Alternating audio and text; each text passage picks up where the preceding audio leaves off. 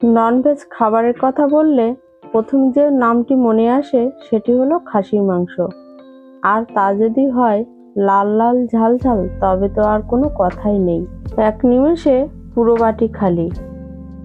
নমস্কার, আমি শ্যামলী আর আপনারা দেখছেন অঞ্জন শ্যামলীর রান্নাঘর। আজ আমার রেসিপি খাসির মাংসের ঝোল। চলুন শুরু করি।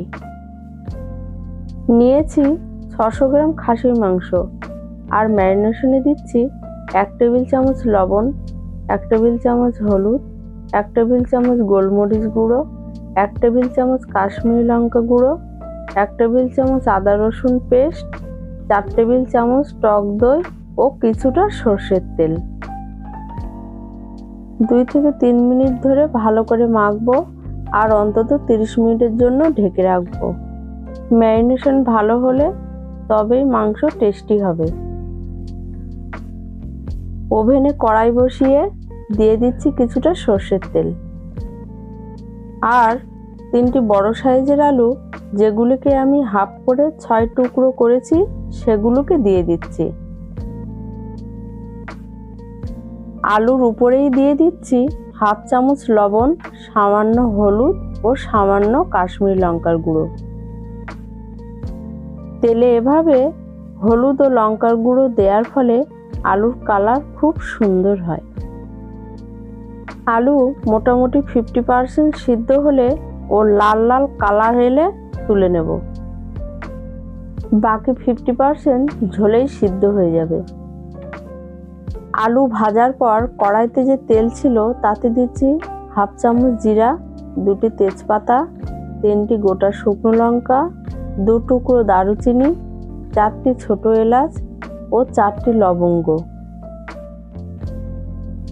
মশলার সুগন্ধ বেরোলে দেব কুচিয়ে রাখা মিডিয়াম সাইজের 2টি পেঁয়াজ।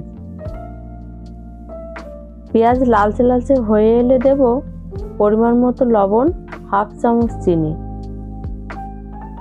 আর দেব 1 চামচ আদা রসুন বাটা, 2 চামচ শুকনো লঙ্কা বাটা।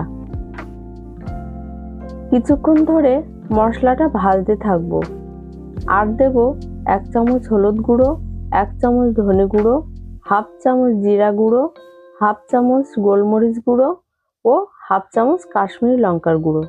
মশলা আরও কিছুক্ষণ কষাতে থাকবো। দেখুন বন্ধুরা, মশলা কিন্তু তেল ছাড়তে আরম্ভ করেছে। এবার দেব 2টি মাঝারি সাইজের টমেটো বাটা। 5-6 মিনিট মিডিয়াম ফ্লেমে মশলা কষাতে থাকবো। দেখুন বন্ধুরা, মশলা তেল পুরোপুরি ছেড়ে দিয়েছে। মাংস ম্যারিনেট করে রেখেছি অন্তত 40 মিনিট হয়ে গেছে, সেটি যোগ করব। মিডিয়াম ফ্লেমে মশলার সঙ্গে মাংস কষাবো অন্তত 15 থেকে 20 মিনিট। এতক্ষণ কষানোয় মাংসের চিট ভাব আসবে, কিন্তু মাংসের স্বাদও বেড়ে যাবে। এর মধ্যেই আমি ভেজে রাখা আলু যোগ করেছি। আরও কিছুক্ষণ মিডিয়াম ফ্লেমে কষাতে থাকবো। পাশের ওভেনে কিছুটা জল হালকা গরম করতে দিয়েছিলাম, তা যোগ করছি। দেখুন বন্ধুরা, জল এমনভাবে দেব যেন মাংসগুলি ঝোলে ডুবে থাকে। আর ঢাকা দিয়ে লো ফ্লেমে রান্না করব অন্তত 45 থেকে 50 মিনিট। 50 মিনিট পর ফিরে এলাম। দেখুন ঝোল কমে প্রায় হাফ হয়ে গেছে।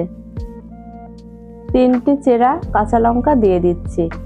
বেশি সময় ধরে লো ফ্লেমে ফোটানোই মাংস এত সফট হয়ে গেছে যে বাচ্চা ও বয়স্করা অনায়াসে খেতে পারবে। হ্যাঁ বন্ধুরা, আমার সুস্বাদু আলু দিয়ে খাসির মাংস রান্না একদম রেডি। এবার গুঁড়ো গরম মশলা ছড়িয়ে গরম ভাতের সঙ্গে গরম গরম পরিবেশন করব।